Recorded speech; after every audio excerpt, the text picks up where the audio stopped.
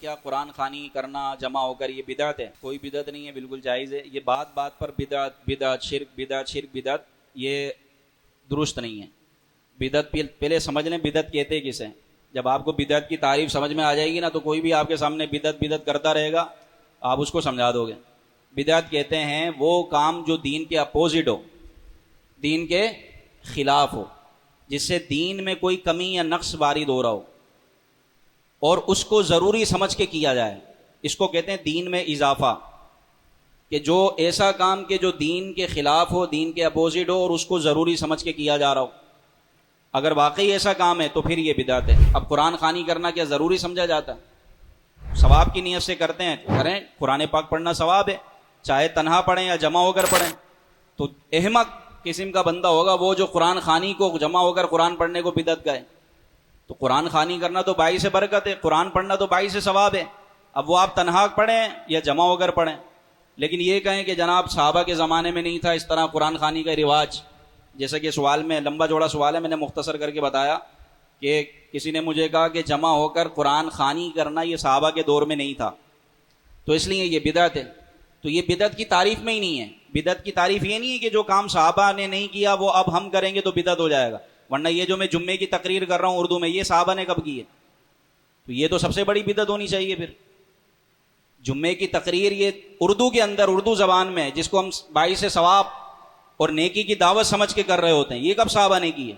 صحابہ کے دور میں تو صرف خطبہ جمعہ ہوتا تھا جو ہم عربی میں پڑھیں گے، اسی میں سرکار واعظ و تلقین فرماتے تھے، اس کے علاوہ کچھ نہیں ہوتا تھا۔ تو یہ بھی پھر بدعت ہونا چاہیے۔ یہ بدعت نہیں ہے، اس لیے کہ اس کو ہم نے ضروری نہیں سمجھا اور یہ دین کے اپوزٹ نہیں ہے بلکہ دین کی طرف بلانے والا کام ہے، اس لیے یہ بدعت نہیں ہے۔ تو قرآن خوانی کرنا باعث ثواب ہے، اجر و ثواب ہے، لیکن کسی نے بھی اس کو نہ فرض کا ہے نہ واجب کا ہے۔ کروائیں گے تو اچھی بات ہے، نہیں کروائیں گے تو کوئی گناہ۔ اگر یہ بدعت ہے تو پھر یہ بخاری شریف جمع ہو کر پڑھنا، افتتاح بخاری کے جلسے کرنا، ختم بخاری کے جلسے کرنا، یہ 3 دن کے بڑے بڑے اجتماعات کرنا، انٹرنیشنل چلے لگانا، یہ کیا ہے؟ یہ تو کسی صحابہ کے دور میں ثابت نہیں ہے۔ تو جب یہ جائز ہے، یہ بدعت نہیں ہے، تو یہ قرآن خوانی جمع ہو کر قرآن خوانی کرنا یہ بھی بدعت نہیں ہے بلکہ باعث ثواب ہے۔ اس طرح کا ایک لطیفہ چلیں سن لیں۔ لطیفہ کیا ہے؟ ایک حقیقی واقعہ ہے کہ ایک مولوی صاحب پڑھانے گئے نکاح۔ اب وہ دولہے نے باندھا ہوا تھا سہرا، بولا بدعت ہے، اتارو سہرا۔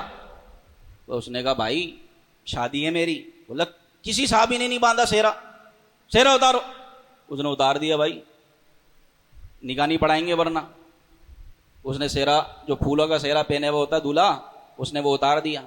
اب مولوی صاحب نے نکاح پڑھا دیا۔ نکاح پڑھانے کے بعد انہوں نے بولا فیس، نکاح کی فیس۔ اب جیسی وہ نکاح کی فیس لینے لگے تو دولہا نے ہاتھ پکڑ لیا۔ بولا بھائی یہ سہرا پہننا بدعت ہے تو یہ نکاح کی فیس لینا کیا ہے؟ بولے جی وہ تو میں خوشی میں لے رہا تھا۔ بولے تو میں نے بھی یہ سہرا کسی کے جنازے میں نہیں باندھا، اپنی شادی میں خوشی کے لیے باندھا ہے۔